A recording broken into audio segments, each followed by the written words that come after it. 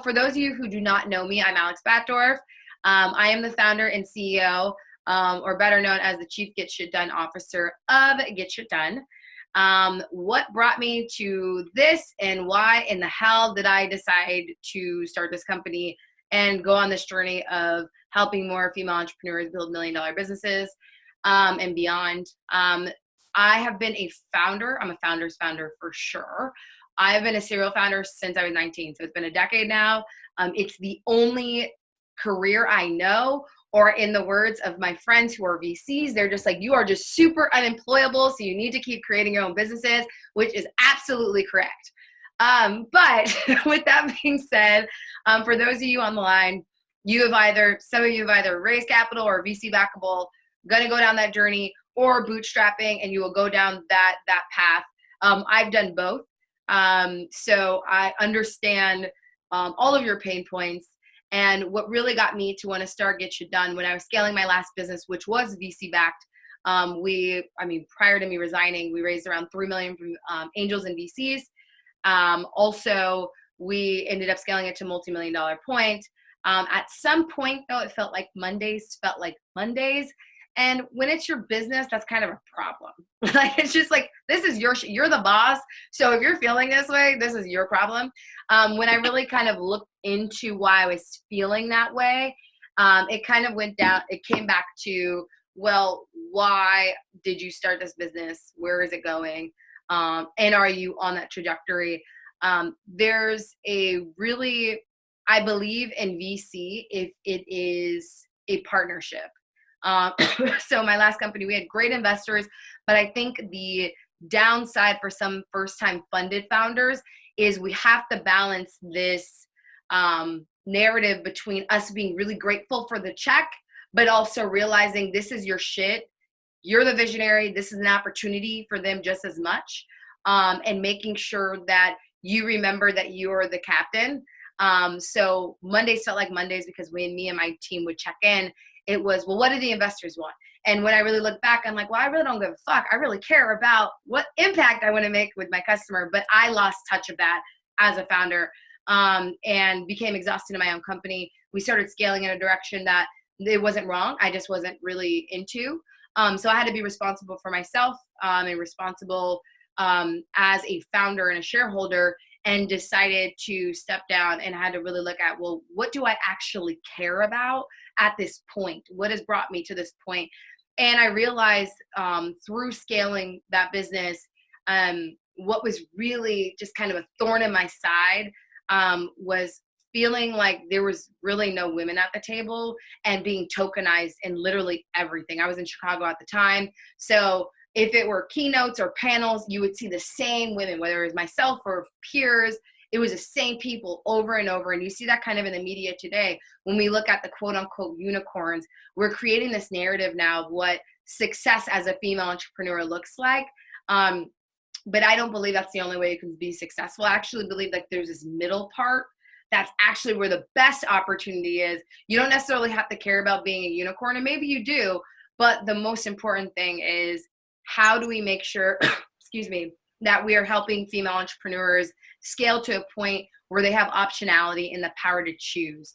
So that's the biggest thing. And so Get Shit Done, really what it's about, our mission is, how do we help female entrepreneurs scale to $1 million and up ARR, annual recurring revenue, and not just scaling, but also to be profitable.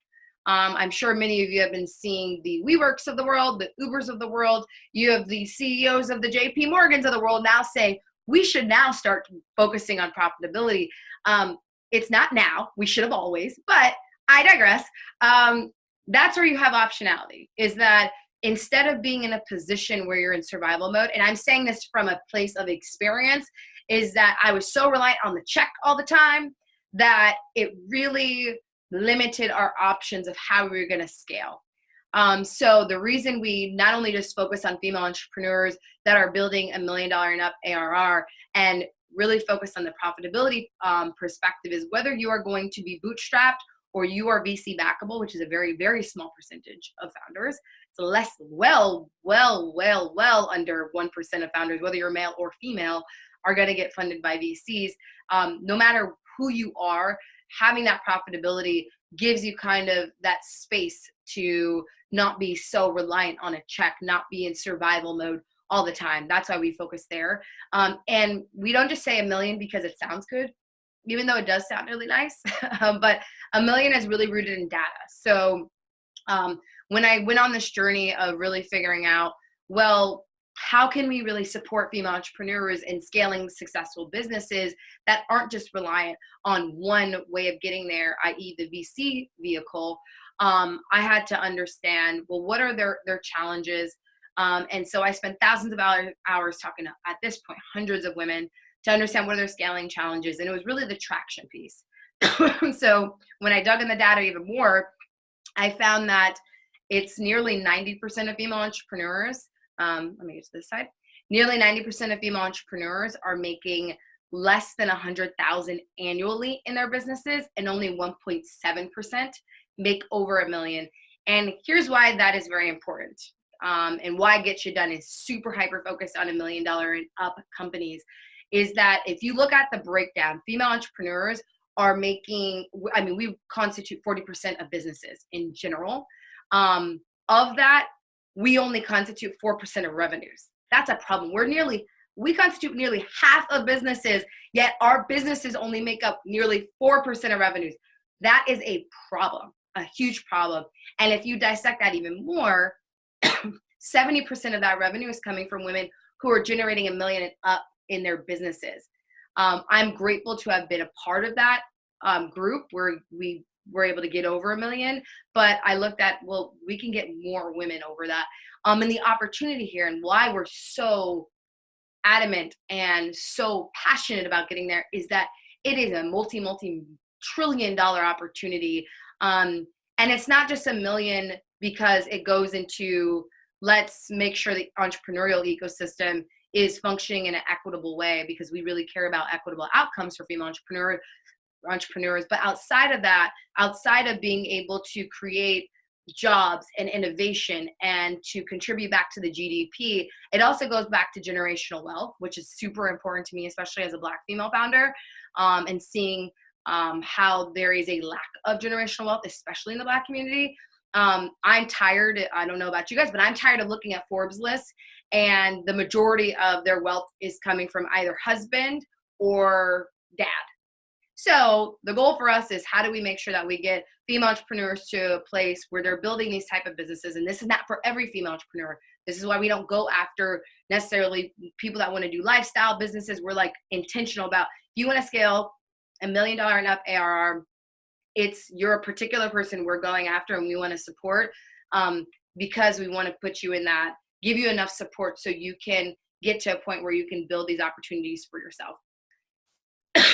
And so in order to get there, as we're going through this, and I'm going to walk you guys through the frameworks and how we focus our founders in our accelerator program, which is one way that we are able to kind of get to our goal of, and our mission of helping female entrepreneurs scale $1 million and up companies. So our North Star for Get You Done is, how do we take the 1.7% of female entrepreneurs scaling $1 million and up businesses and increase that to 10% by 2030. So there's 3 ways that we're doing that. The first is content. So many of you have heard about this through our emails. We have a show, so on and so forth. We're going to be expanding that in 2020. Our community, how do we make sure that we're supporting the women, the thousands of women in our community, but also beyond that is our strategic programs. And many of you probably know, we have an accelerator program that is focused on female entrepreneurs who are building $1 million and up annual recurring revenue businesses. One of our frameworks that we use is what we're going to actually dig in today. And by using this framework and getting them super hyper focused, we have been able to get our founders to a point where in 7 weeks, because our accelerator program is over 7 weeks, they came in with an intention. We got them focused. They saw, 40% increase month over month in revenue. Some of them saw nearly 500% increase in user signups, so on and so forth, hundreds of dollars in checks closed. But the one thing that we offer them and get them really, really used to is getting super focused. So something that I actually talked to someone who has another accelerator program, they sat down with a scientist who was actually looking at founders who are the most successful. And the number one thing and trait that all of these founders had was focus. Focus, focus, focus. The most successful founders get hyper focused. And one thing that was offered to me by my coach was that you have to get over this mountain in order to climb the next one. And it's very easy for founders for us to say, okay, I have this big vision and all the things that I want to do, but we're trying to tackle so many different things at once and we're not really effective, especially at this stage where I'm guessing a good chunk of you are at. You're either a solopreneur right now with the intention of bringing on people, or you have one or two or maybe a few people on your team. You don't have the capacity, like let's say a Facebook or a Google who has teams and teams of people. You have to get hyper focused and say, what's going to help me to get to my potential or my North Star and what we carved out. That means you have to get uber focused. And what that looks like, one of the things we get our founders really focused on is your Pareto Principle. Some of you guys have probably heard about this. It's really this is proven not even just in startups, but in companies or in just any efforts you have. Typically, there's 20% of what you do that produces 80% of your results. I absolutely love tech teams that do sprints because they get to this very quickly by being agile and working closely and say, okay, how do we figure out what's working and what's not so we can put our energy into the thing that is working really well. At this point, when you are a solo founder or you have a smaller team, you become the underdog, and whether it's you want to become potentially IPO or an acquisition, or you want to be a legacy company, but for you to get really good legs and traction at this point is to get very focused on what is it that we can do right now, and what is that small percentage of things that we're doing right now that produces 80% of our results. An example of this, excuse me, is in my last company, Zip Fit.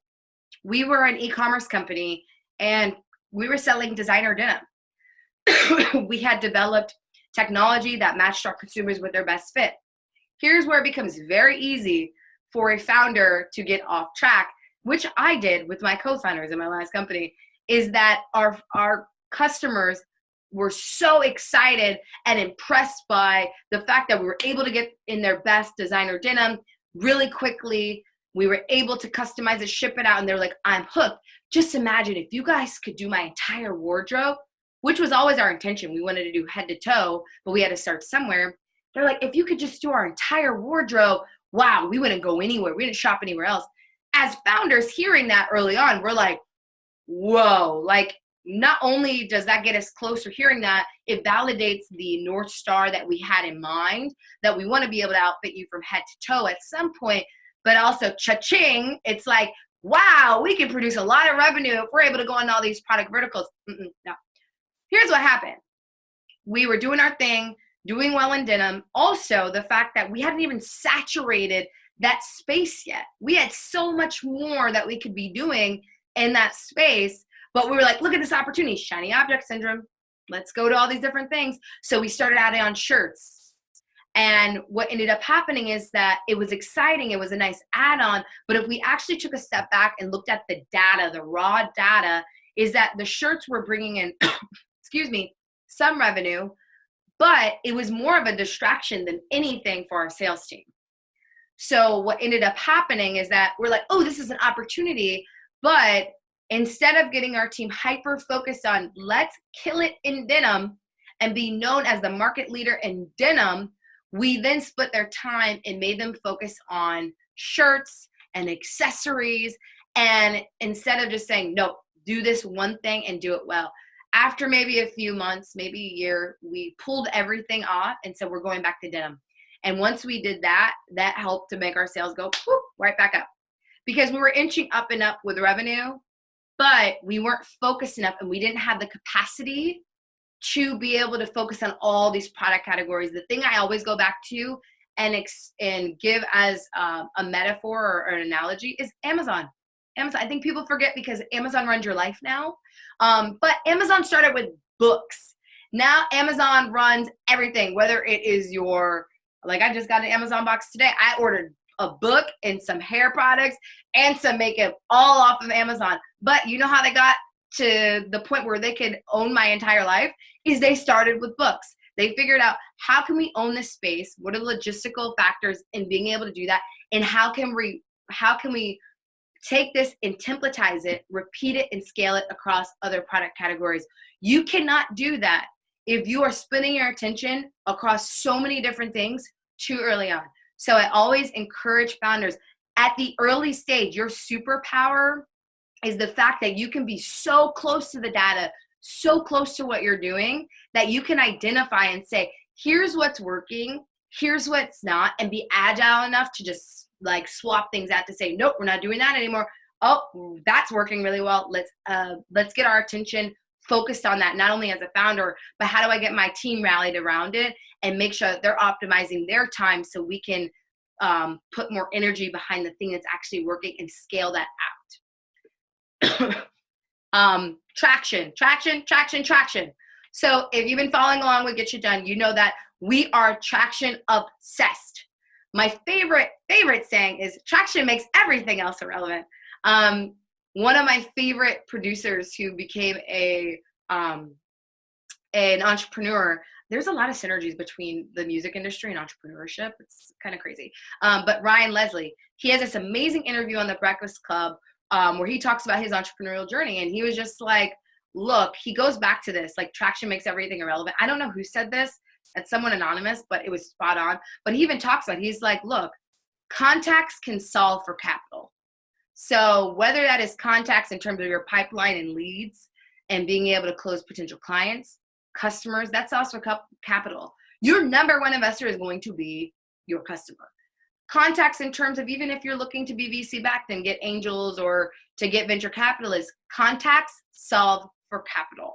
So the best thing you can do for yourself, if you are going to be bootstrapped and stay that way and own 100% or the majority of your company, contacts meaning making sure that you are able to get enough customers in your pipeline. If you're B2B, if you're B2C, enough in your pipeline to sell and convert. And if you're selling something of value, if you're serving people, that's not going to be a problem.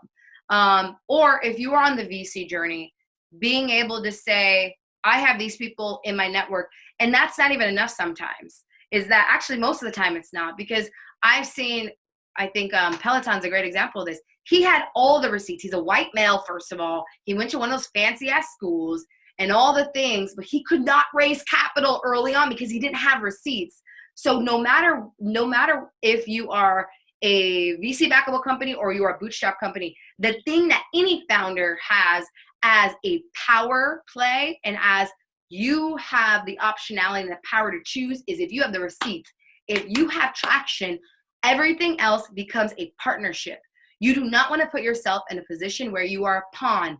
It is so disheartening when I have founders come to me and they're like, oh my God, you're a female founder and you're a Black female founder that raised capital. Tell me how to do it. And I'm like, first of all, what's your company? Why do you need to raise capital? The majority should not be raising capital. They're not even in a position to raise capital. But what they really need to do is focus on traction. And let's say they are in a position to raise capital at some point.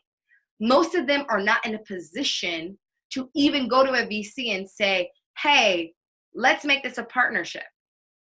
Because at the end of the day, when I was raising capital in my last company, what a series seed was, a seed round, is now series A. It's great. Just like the benchmarks got higher and higher. So that means that founders now have to come to the table with way, way more receipts. You do not want to be a pawn. You want to be a partner, because there are so many cases of founders who get pushed out of their company. The founder of Whole Foods said this best. He had this amazing interview on How I Built This. The beginning of his episode, it starts with, VCs are like hitchhikers. They will give you all the gas money you need as long as you go in the direction they want to go in. But as soon as you go in the direction that they don't want, they will try to push you out of the car. So you don't want to be that person. Have the receipts so you don't become a pawn, you become a partner. This is the same thing in bootstrap companies. You want to have the receipt so you can go to a potential collaborator or a potential partner and say, hey, we have this type of visibility. This is a win-win for each one of us. But if you don't have those receipts, it doesn't matter. So here are some buckets in terms of traction. The number one things in terms of the frameworks I'm going to walk you guys through today are really going to hit on more of the top three. In terms of scale and revenue triggers, these are typically the things that signal traction in your business. For the majority that are on this call, it's probably these top threes. You're probably like systems development, of course, you need to automate, you need to scale systems, hire investors, so on and so forth. But the most important thing in terms of building up that traction, so you have receipts when you come to the table, is you need to have that product development, meaning what do you have at the table that people can utilize? Excuse me. And then how are you acquiring customers or users? Partnerships. These are all things that signal that type of traction. And what I want to show you guys here are some examples of types of company and how you can break out what traction is. And I'll send this to you guys after we wrap up this call. But let's go through this real quick. I thought it was really nifty in terms of startups, traction, and how you get to social proof. Here's a nice breakdown of examples of business based on different product categories, whether it's e-commerce, fashion, SaaS, enterprise. So no matter what category or vertical you're in, it doesn't matter. These are the types of traction to focus on. It goes back to those buckets that I just showed. The number one thing for traction at this stage is you need to have some user revenue growth, period. And that is the founder being scrappy. So if you've been following Get You Done, you know that one of our biggest sayings is sell or die. As the founder and CEO of your business, if you are not selling, your company is dying. I don't really give a F if, and usually I will curse, but I don't give a F if you have all the different bells and whistles on your app. No, that doesn't matter. If no one is engaging with your product, if you don't have anyone using it, if you don't have anyone buying it, I don't care. And no one else cares. You're not going to get the type of traction you want, whether that is being able to close on an investor, whether it's being able to put the revenue back in your company so you're not in survival mode. Stop spending your time on things that don't matter. You don't have enough capacity or energy to be spending it on anything else other than how do I get this product out in the world, product development. How do you build the right product? And not just the things that we think are cool, but actually the things people are saying that they need, executing on that. Then how do we acquire the customers? How do we acquire the users? And then also with partnerships. How do we get those sponsors? How do we get those partners to help build up more of that awareness, build more of that social validity? That is super important. So if you look at these breakdowns of these different buckets of traction, whether you're e-commerce, whether you're SaaS, whether you're enterprise, it doesn't matter. You'll notice a recurring theme. All of them have revenue here. Revenue matters. It matters. It helps you not to be like, well, how are we going to pay these bills this month? But also, you'll see different ways that you can measure it, whether it is, what is your AOV, how many customers you're acquiring, units sold, partnerships are up here, so on and so forth. So I'll send these to you guys. But at the end of the day, this goes back to traction is your power. If you are a founder at this stage, traction is your power. Actually, at any stage, traction is your power. So I see a lot of founders that will get so caught up and they're like, I need a check from an investor. And I'm like, I talk to VCs all the time. We have a ton of VCs in our network. And what they love about Get You Done is the fact that we are traction focused. Because for them, they're like, great. That not only, it's a win-win for everybody. It's like for them, they're like, you're protecting our investment because now you're getting these founders to a point where it's interesting enough for us to talk to them. And on the side, the founder, which is way more important to us as Get You Done, is we are the founder's sidekick. We are protecting the founder because essentially what we believe is we protect the founder, everyone else is protected.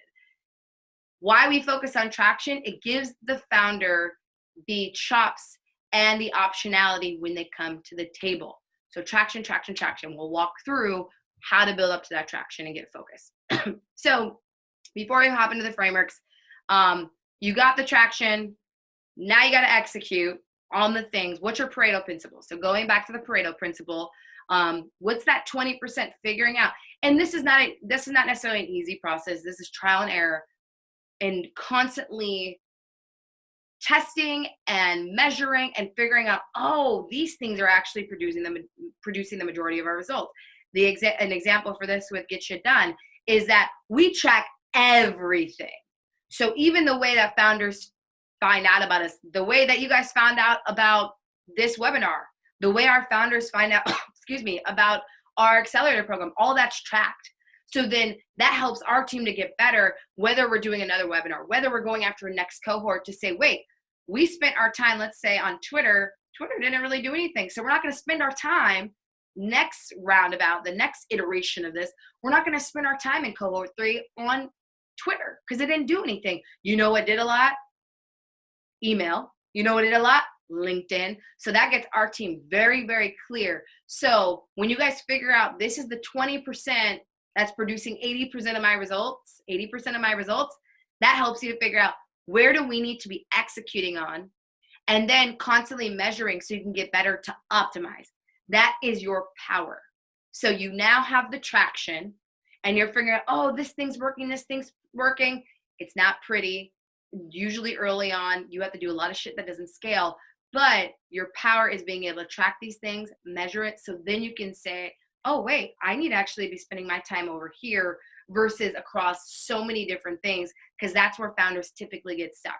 So I'm going to walk you guys through the framework we actually use with our founders when they get into the accelerator program for Get Shit Done. Literally our first week in the Get Shit Done accelerator program, it's called How to Get Shit Done. We just get our founders super focused on, first of all, where are you going? What is the vision for this company?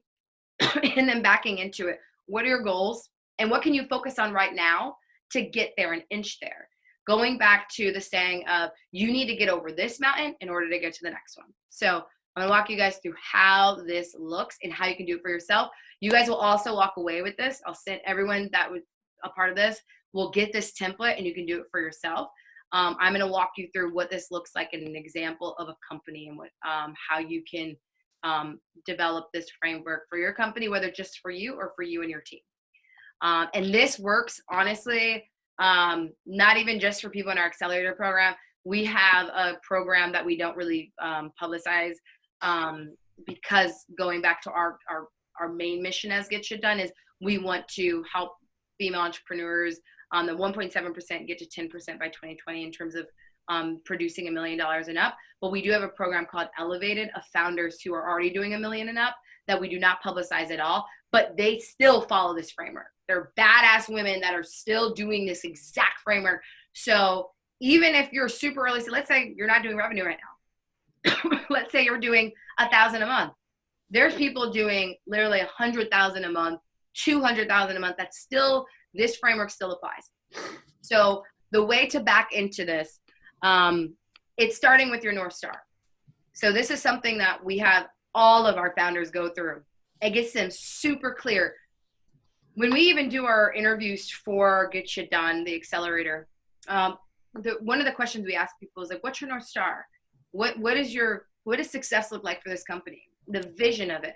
Because at the end of the day, as many of you know, being an entrepreneur is not easy. There will be a lot of days, probably more than a lot of days where you're like, why the fuck am I doing this? And I don't want to get out of bed today. Your North Star is the thing that gets you out of bed every day. So for Get Shit Done in particular, it is our long-term vision is we are going to increase that 1.7%, 10% to 10% for female entrepreneurs building $1 million and up companies. Why does that matter to me? It matters to me, one, because I've done it. Two, when I did it, I felt like I was not protected because when I left my last company, there were some things that went down. And I'm like, whoa, I feel like I was kind of a pawn here. And I vowed to myself, I will never let another woman feel like that. And in order for us to not, in order for another woman not to feel like that, they need to understand what their power is and their optionality. In order to do that, you have to produce the traction that gets you to that position. So that gets me up every day because from a very deep place in my gut, I'm saying I will never allow another woman to feel powerless the way I felt. And also from a wealth perspective, from an ecosystem perspective, from an economy perspective, everybody wins. That gets me up every single day. Every day. I could be on my period. I could be feeling all the feels. I could just be in whatever it is where I'm like, I don't want to do anything. F the world, but this is the thing that gets me up. So the first thing is we have our founders say, what is the thing that makes you get out of bed every day? What is a long-term vision for this company? That is your North Star. Then you have to measure that North Star. So if you're navigating towards that goal, how do you measure it? So for example, for Facebook, their North Star is they want to connect people around the world. The way they measure that is through engagement. They measure that through how often people are logging onto the platform. So how often are you logging onto that platform? Also, excuse me, how long are you staying on? So even their decision making, your North Star is really great for deciding where am I going to put my energy at in this company. So if we're saying get shit done, our North Star is we want to help female entrepreneurs scale $1 million businesses, increase 1.7% to 10%. Okay, great. So when we make decisions, if let's say Google comes to me and they're like, yeah, we want to partner with Get Shit Done and we want to help male entrepreneurs do X, Y, and Z. Let's say if it's Black male entrepreneurs, I'm like, cool. That sounds great. But that doesn't align with our mission. Even though as a Black founder, I'm like, yeah, I would love to help Black male founders. But our immediate goal is that in our long-term vision in terms of how we make decisions is that we have to focus. It kind of goes back to how you get focused. Not even kind of, it does. It goes back to how do you get focused? How do you make sure you're making very strategic decisions about what you're going to do with this business? Okay, great. So if they're coming to me, okay, they have underrepresented founder. They want to help scale them, but women's not in there. So then that helps me and my team say, nope, that's not what we can do right now. Going back to the Amazon thing, later on, we want to templatize this and repeat and scale this across other underestimated communities. But right now, we still have to tackle female entrepreneurs. And that's a huge segment. Oh, well, at least female entrepreneurs that are scaling $1 million and up companies, that's still a huge segment that we have opportunity in. So that helps you to make decisions. How do you measure it? Even if it comes down to, with Facebook, their acquisition of Instagram, let's say, that goes back to their North Star. We want to connect people as much as possible. And how do you measure that? Through engagement on the platform. Their acquisition in Instagram keeps people on their platforms, keeps them engaged, keeps them connected, so on and so forth. So for you deciding how do we measure that, the way we measure that Get Shit Done is saying, okay, our North Star is we want to help female entrepreneurs build scalable businesses beyond $1 million ARR. How many women are going through our pipeline that are able to hit that number?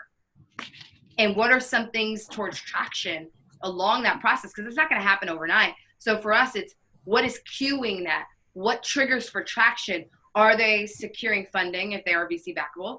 Are they increasing revenue? Are they acquiring more users? So on and so forth. Things that signal traction to getting towards that goal of $1 million ARR and up. That's what our North Star metric is. You have to get very clear on that. So you guys, not only as the founders and CEOs get clear, but you keep your team very clear on where are we going and how do we stay focused. And to back into that, and why we do this backwards is it helps people to back into, oh, here's how we get focused. The next is, what is the end of 2020 goal? We're in a new year. So what is your business goal? You know what your North Star is. Let's say, for Get You Done, it's like we want to help more female entrepreneurs build $1 million and up companies. Okay, what's your business goal to accomplish by the end of the year? How do you quantify that? And then going back to how do we get over this mountain in order to get to the next one? 2020 is a huge, I mean, that's 12 months. So you need to climb one mountain to get to the next. What can you do in Q1 that inches you closer towards your goal for the end of 2020? So an example of this is breaking down in objectives. These objectives all tie back to Q1's goal. This helps you quarter by quarter to really get focused on how do we climb this mountain in order to get to the next one. So we try to have our founders focus on like 3 things. Some will have 4, but you want to get focused. Again, going back to your Pareto principle, what is the 20% that's producing 80% of your results? So once you figure that out, you can say, okay, Q1's goal is X. So to inch closer to X goal, what can we break down in this quarter to achieve that goal bit by bit? Excuse me. And then when you have this first objective, how do we measure this? So if it is, we want to hit this revenue goal, okay, what's objective 1, 2, and 3, and how are we measuring this? So to give you guys a visual on how this works, let's go to X company example. So this is actually one of the companies we worked with in our programs. Don't have a name on it, but here's how they broke down their tracking. So their North Star is, we want to help women in our community feel confident in their wellness. That is their North Star. The women in the particular community that they are actually targeting, we want them to feel confident in wellness. Okay, great. How do we measure that? How do we make sure that we're holding ourselves accountable to that North Star along our journey? Because usually with your North Star in your company, it's not something you're going to hit instantly. It is something that is a long game, big, hairy, lofty goal. Like even for us, increasing 1.7% to 10% by 2030 is huge, huge. We're confident we can do it, but we know I have a lot of fucking work to do, but it's huge. It's a huge goal. So how do we make sure that we are tracking our effectiveness in getting towards that goal? So then they back it into, okay, this is our ultimate North Star. What can we do by the end of 2020 to get there? And that ties back to your business goals. So for them, they had launched a new platform, and they were on onboarding members, paying members. So for them, like by the end of 2020, we went 5,000 paid members. That means we're going to achieve 600,000 in run rate. Okay, great. That's the end of 2020. What can you do now to inch towards that Q1 goal? Q1 goal is onboard 500 paid members, achieving 5,000 in monthly recurring revenue. How you can back into that and optimize. So this Q1 goal here, all of these objectives down here tie back to this. The way that they broke it down was saying, here are the 3 buckets. Here are the 3 buckets that we can focus on in order for us to achieve that first, to get over that first mountain so we can get to the end of 2020 goal. This is what we have in our toolkit right now that must happen for us to even get closer to our goals. So the first was, okay, well, we have a new store, that we're online store, the product we're going to launch. Okay, how do we set this goal and then measure effectiveness towards achieving that goal? So if they're saying, okay, we're going to launch a new online store, that's going to help us achieve that 5,000 MRR. What do we need to do in order to achieve that and measure it effectively? This is super important because it's very easy. It's kind of like a New Year's resolution where you can say, I want to lose 50 pounds. Great. People usually suck at resolutions because they don't break it down. So you can say, I want to lose 50 pounds. Okay, great. That is the goal. But how do you even get there? That means that you need to, first objective is you got to change your diet. Because 70% of any type of wellness is attached to your diet and what you're eating. Okay, great. That's the first bucket. Next bucket is fitness. I need to go to the gym X amount of time. Like you have to break it down, excuse me, and inch it that way. It's the same thing with your business goals. You cannot achieve what you set out to achieve if you don't break it down into digestible pieces. So that's why it's so important to understand clearly, here's my North Star. Here's how we're attracting effectiveness. Here's our goal by the end of the year. But in order to even get there, we got to start here. So this is where they started. They said, okay, great. If we're trying to get to those 500 paid members and achieve that MRR of 5,000 by the end of Q1, that means we need to launch this new online store because they had come up with a new t-shirt. And so they said, okay, great. What does that require us to do? How do we measure that we're getting to and accomplishing that objective that we set out to hit that goal? Okay, first thing we need to do, redesign the homepage. That's how we're going to measure it. And then by what date? Don't just say, we are going to redesign a homepage. That could be sitting around for months. You got to put fire under your ass to say, nope, this is when it needs to happen. Great. So next measurable result is, okay, they had a particular, they looked at the analytics on their site. They had a particular page on their website where the majority of their traffic was coming from because they did a partnership with so-and-so brand and it was going to that homepage. Great. In order to optimize and utilize and leverage that momentum, they're like, let's now redirect where all those eyeballs are coming in from to our homepage to get them to purchase these t-shirts. The next is, okay, what else do we need to do? We have to promote this. We have to tell people that this is even happening. Okay, great. What does that mean? Let's promote this, the launch of this new online store with this product to 10,000 of our email lists. And we want to achieve X amount of open rates and X% of click-through rates. How many people actually click through? And then their next way that they measured effectiveness and getting towards fulfilling that objective that gets them closer to achieving the goal they set out for Q1 is, we want to sell through X percentage of products by this date. So if you look at that breakdown, it just makes it so much more digestible, and it feels, I don't know about you guys, but as a founder who has 1,000 things to do, it just feels like I can release. I feel like I have a clear trajectory on what I need to focus on each day to get me towards that thing, versus me kind of doing it out of the blue saying, I'm just going to run towards the thing that I think is going to help us achieve these results today. No. Clearly helps you break this down. By following this framework, they literally sold out of, just by doing this, they sold out of these t-shirts within like a few days. And that completely, like, they blew it out of the water because they were like giving themselves a month. They did it in days just because they got super structured, sold out completely. They're like, okay, guys, we're going to come back with more.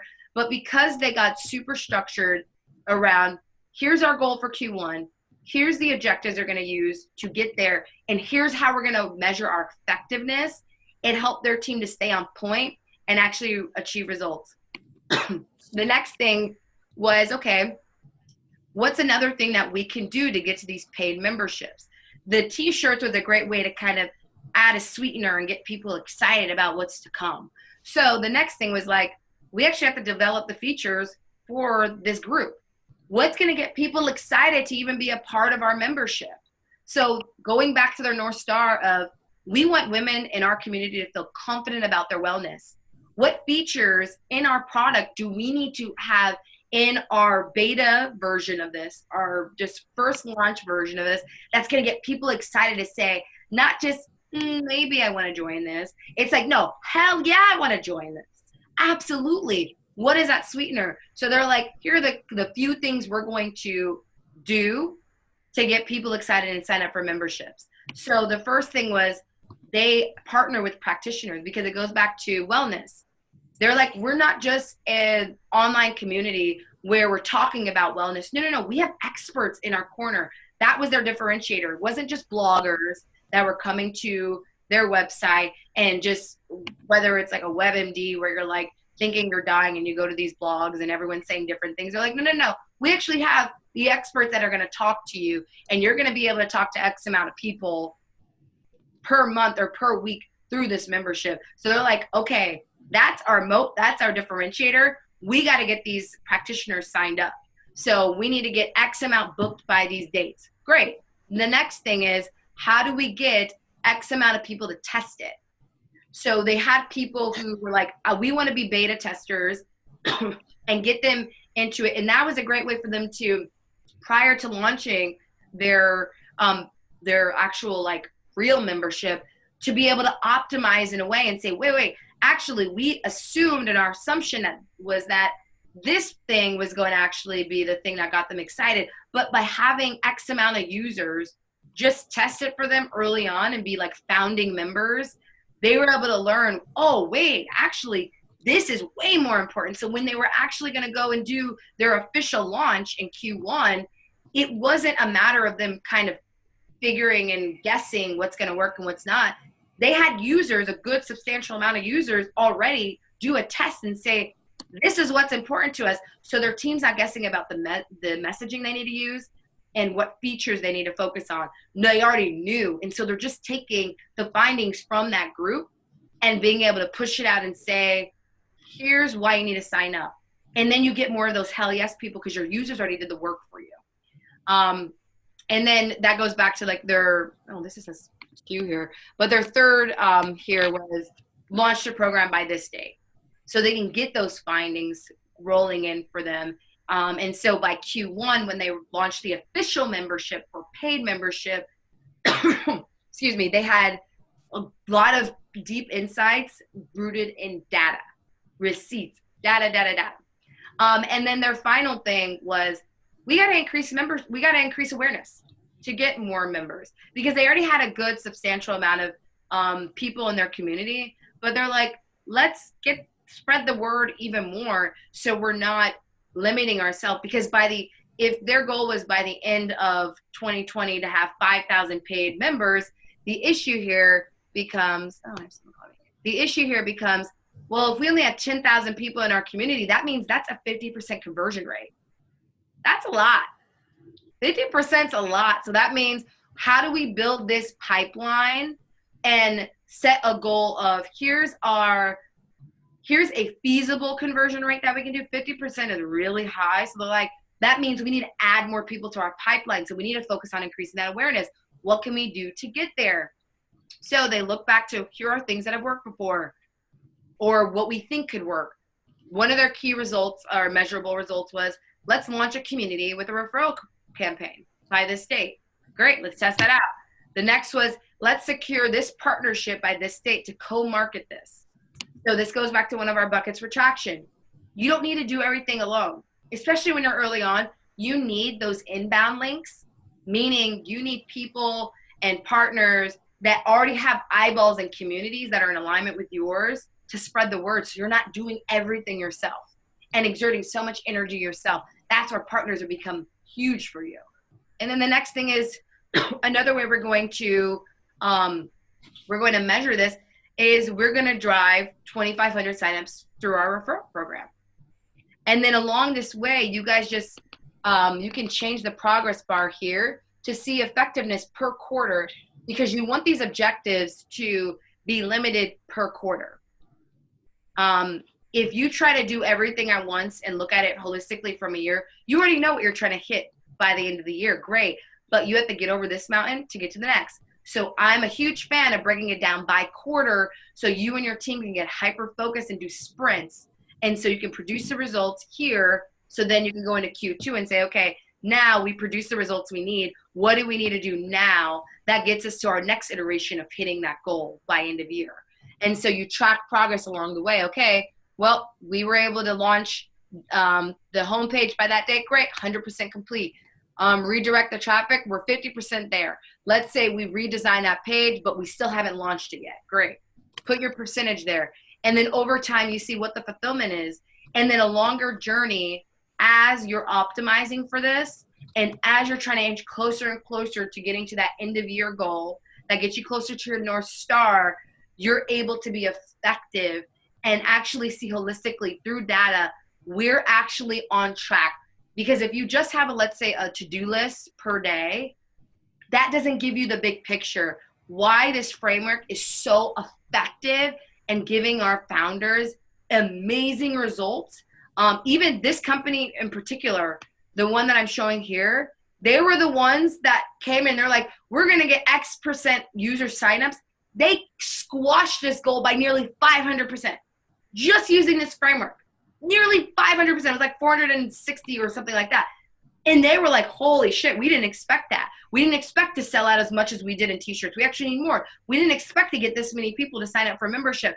But because they got so freaking zoned in and focused, and not only focused, but they understood where to focus their intention, and they executed, and then they measured, and then they optimized, and they did that repeat week after week.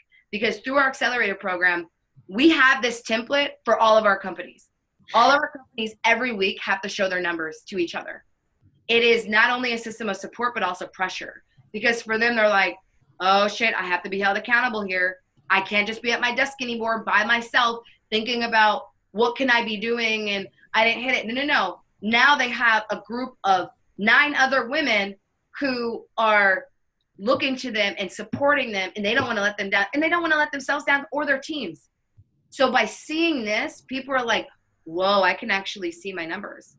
Okay, this helps me to actually get very, very focused. So by following this framework, I promise you, this is going to help you guys stay accountable to yourselves, accountable to your company and your goals, accountable to your teams, and then breaking this down in digestible pieces makes it feel like I don't need to be having shiny object syndrome and going from thing to thing. You're like, nope, this is the thing I'm focusing on, and I'm going to stay here. So I'm putting my energy towards the things I know that work. So I'm going to stop there. And this is the framework. I'm going to be sharing it with all of you guys. But now I want to open it up to questions. Let's see what you guys have in here. Yeah, any questions you guys have, let me know.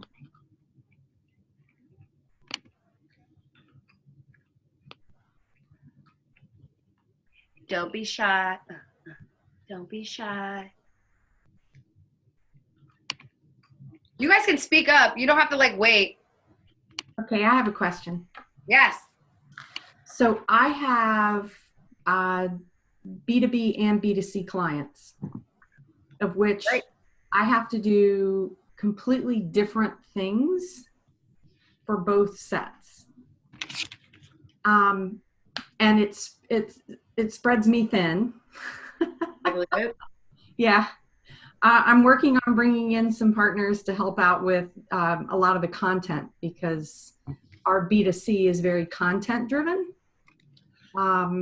That's how we reach our clients. And the other tricky part is we don't know who our clients are by nature of the regulation that we are required to meet. So your B2B or B2C clients are? Our B2C. Okay. We're very intentional about our B2B now. We thought we had a specific B2B because we do measure everything. We quickly realized that that was not going anywhere, and there was a B2B arm that we hadn't thought about that was just naturally percolating. And so we went after that, and that's where all of our, pretty much most of our revenue is coming from. Your B2B. The B2B. Yeah. So when you have 2 different, very different sectors that you have to market to, how do you keep yourself from being spread too thin there? Great question. How many people are on your team? Let's see, 1, 2, 3, 4, 5 of us now. Great. If you can break down B2B versus B2C percentage of revenue, what's the ratio?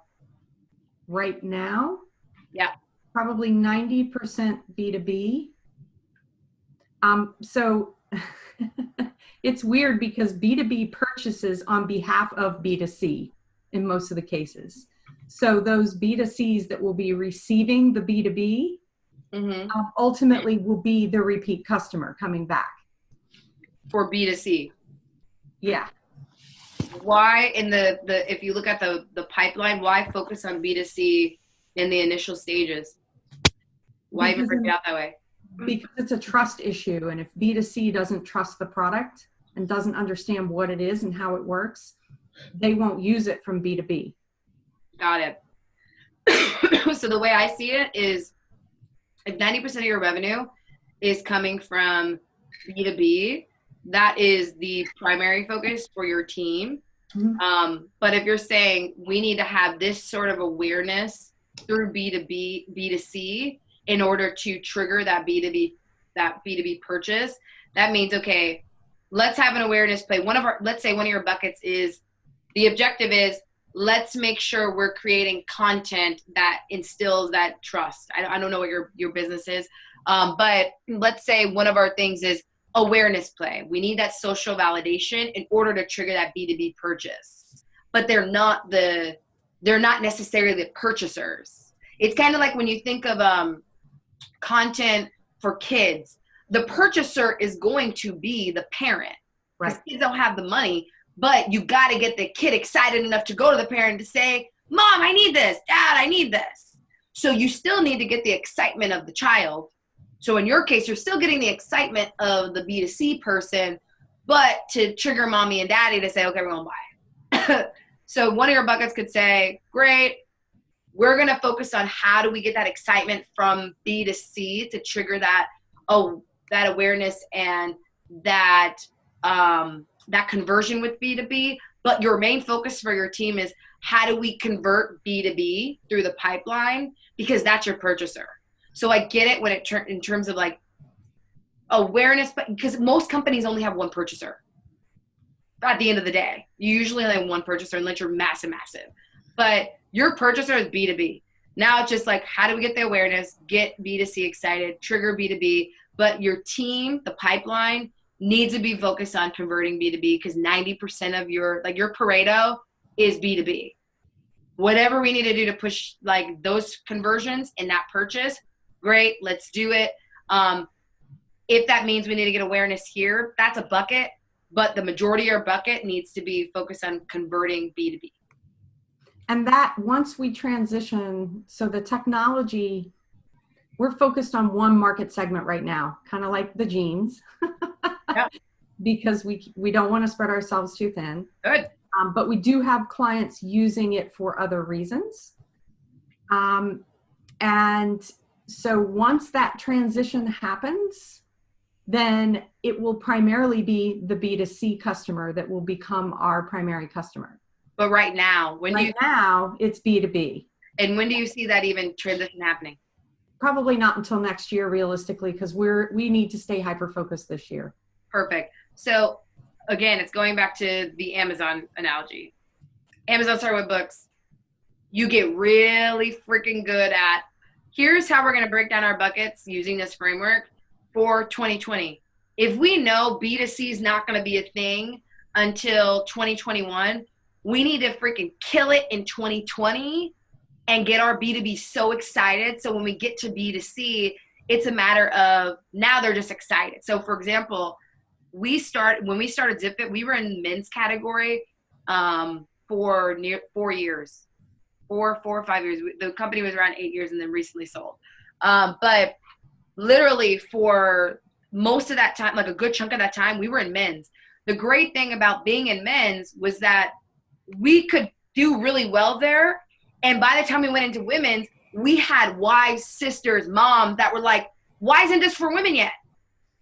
And getting so excited because they saw that we were nailing it. Like their husbands no longer had flat asses in their jeans or looked gross when they went to work in their jeans. Like they were excited. They're like, why don't they have this for women? So for you guys are just nailing it in B2B this year, getting focused there. And so 2021, and mind you, you can still say, here's the goal for 2021. We want to get into B2C, but you got to focus right now, get over the mountain for 2020 to get to there. Yeah. Yeah. And we're in a really sensitive market space. I believe it. Yeah. So it's tough. Okay. Awesome. Let me get to these. Let me see here. Ooh, there we go. Chat bar. Let's see these chats. Okay. Everyone can see. Great. Painful, two-sided market faces. I see it. Okay. How can this program be appropriate for independent strategists, artists who might be considered lifestyle business by VCs, but still want to scale, thinking the Peggy Goo, Chance the Rapper, independence of the world, but part techie? Great question. Okay. So this framework works for everybody. So if you guys, the way I give you guys a little bit of context for even how our accelerator is broken down, what differentiates us a lot is the fact that we don't go after just VC backable companies. The reason we use $1 million ARR and up companies is that doesn't mean just VC backable. There's plenty of companies doing $1 million and up that will never do VC and they don't want to. So I would say 50% of our last cohort had either raised capital or were about to. The other 50% was like, nah, I'm good, never, I don't need to. Actually, our best performing company or at least in terms of where they were at stage, they were already doing like 250K in 2 years and were profitable. And she was like, I'm not going after VC, I'm good. So this framework works for anybody. It just gets you super, super focused. So it doesn't really matter if you're going after VC or not. It just helps you, and whether it's just yourself or your team, get super focused on, here are the benchmarks we need to hit for this business to operate in a way that can help us to achieve the revenue goals, help us to get closer to profitability. It really doesn't matter. So this framework works across the board. It doesn't matter if, let's say you're more lifestyle, it's the same thing. If you're like, I want to hit this revenue goal or bring on X amount of clients by end of year, you use the same work and break it down and say, okay, what if that means by end of 2020 goal, if you're a B2B or a lifestyle company, let's say consulting company, and you're like, we want to achieve 500,000 in revenue by the end of 2020, that equates to X amount of clients. Okay, great. What can you do to get there? Is it objective one? We need a more awareness. Does that mean we need to do thought leadership?